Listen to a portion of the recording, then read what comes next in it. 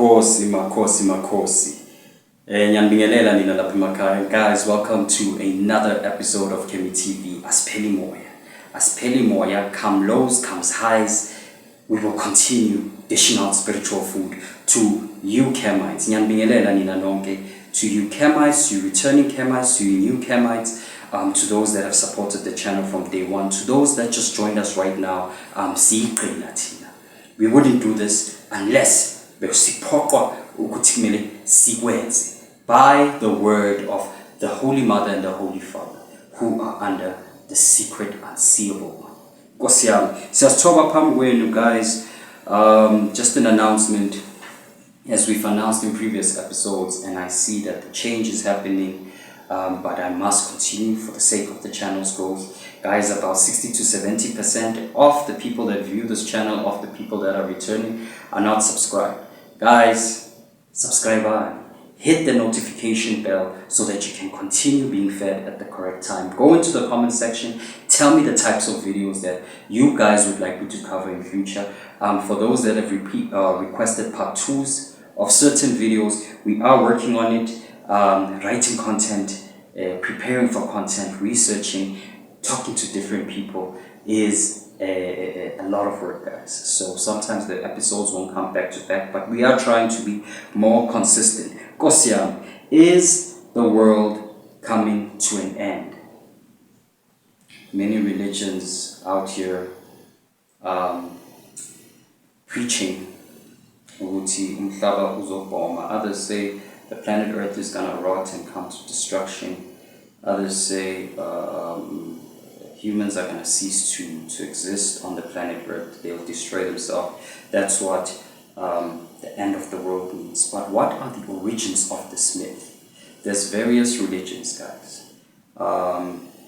If you go into them in detail, you will see certain similarities, but you'll also see where these ideologies are coming from. For instance, in Norse mythology, there is the great war called Ragnarok, the war of the gods, which is the war that happens at the end of the world. In Islam and Christianity, there is the last days, the returning of the prophets, the returning of Yeshua. But those were concepts that were misunderstood and misconstrued and mistranslated. For instance, what is the difference? First, we need to understand between the earth and the world. The earth is like the house that you live in.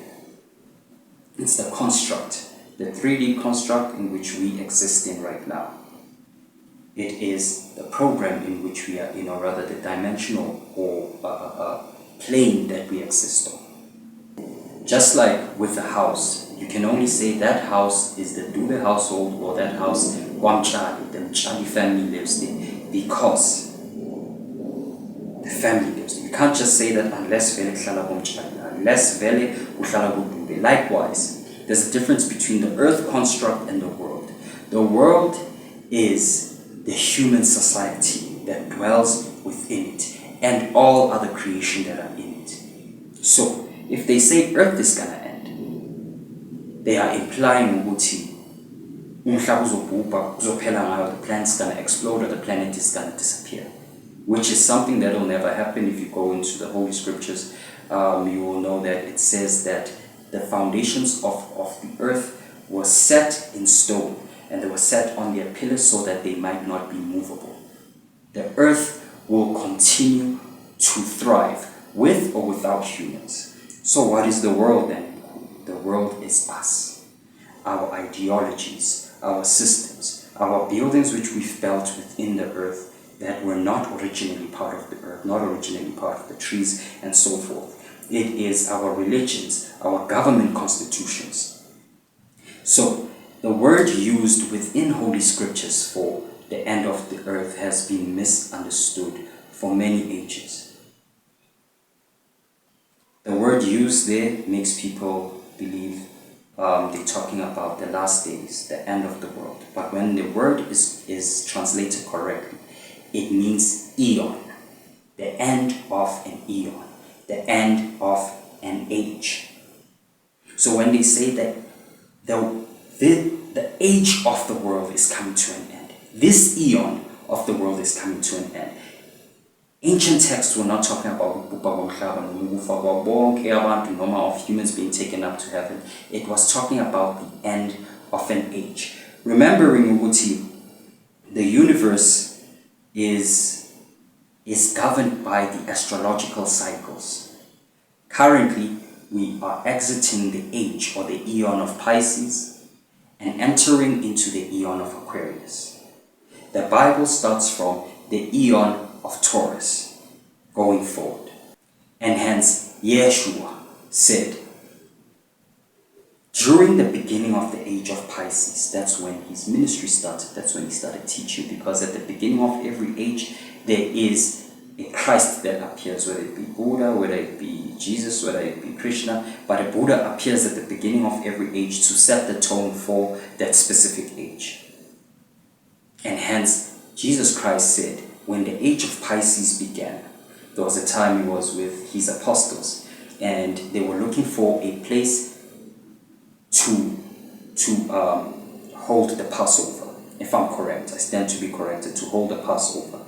And he sent the 12 apostles. He said, go to the man at the well, at a specific town, who is carrying a pitcher of water. He will be the one who will give us a place to have the Passover. Now, that was symbolic. That story might not be accurate. I will put a link, or rather I'll put the scripture there so you can get to read it directly. But the gist of what Yeshua was teaching his followers was that we are currently in the age of Pisces. We are going to pass over after this age into the age of Aquarius. For Aquarius is the sign of the man carrying a water pitcher. Hence why when Jesus came at the beginning of this age of Pisces, Pisces is symbolized by 2 fish. He fed the masses with 2 fish, 5 loaves of bread and 2 fish. That was symbolic that the age of Pisces was beginning, which is ridden with dogmatic religion, emotional religious belief and so forth, whereas Aquarius is the age of deeper conscious understanding of esoteric matters. Marcos, the universe is cyclical. We are currently exiting a cycle and entering into another cycle. Whenever this happens, when an age comes to an end, it is always ridden by destruction and things appearing as if they are collapsing or deteriorating. This is simply caused by the mere fact that the age is transitioning into the next age. Whenever an age ends, it ends with wars. It ends with political division, social ideology divisions. The world is appearing as if it's spinning out of control. But all that is happening is that the age is changing. Is the world coming to an end? No. We must accept the truth that within this third dimensional construct, or within the third dimensional vibration of division, which the earth construct exists under, nothing is forever. The days have to come to an end. The seasons have to come to an end. Good times come to an end, bad times start. Likewise, the ages within, the eons within this dimension come to an end. They too have lifespans. Cities have lifespans. There are cities that were, that are no longer.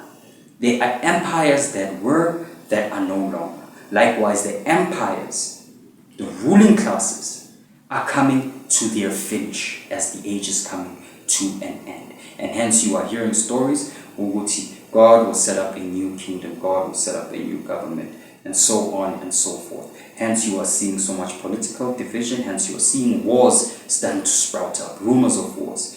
These are all simply pangs and signs of that this age is coming to an end. Nothing is permanent within the 3D world construct. So this was just for us to briefly cover the topic so that Kemites are aware. For those that had that question, is the world in Mkhulu really coming to an end? Is humanity gonna cease to exist?